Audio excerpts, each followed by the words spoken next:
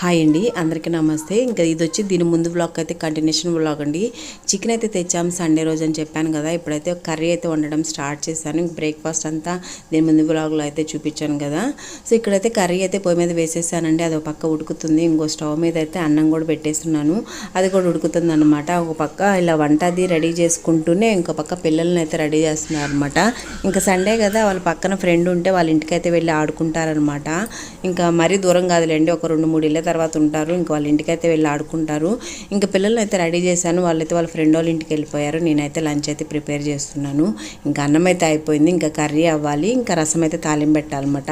అక్కోళ్ళు ఇద్దరు వాళ్ళ ఫ్రెండ్ వాళ్ళ ఇంటికి వెళ్ళిపోయారు. బుడ్డోని అయితే తీసుకెళ్ళలేదులేండి, అక్కడ అన్ని కర్రీ చేస్తాడని. ఇంకా వాడు అక్కడే కూర్చొని పాపం ఇంకా కార్లతోటి వాటితో ఆడుకుంటున్నాడు. ఇంకా అక్కోళ్ళు ఎప్పుడు వస్తారని ఎదురు చూస్తూ ఇంకా రసం అయితే తాలింపు పెట్టేశాను. ఇప్పుడు పిల్లల్ని అయితే పిలిచేసి లంచ్ అయితే తినిపించాలి. వీడియోని అయితే లైక్ చేయండి. పెద్ద వీడియో ఛానల్లో ఉందో చూడండి. Bye bye.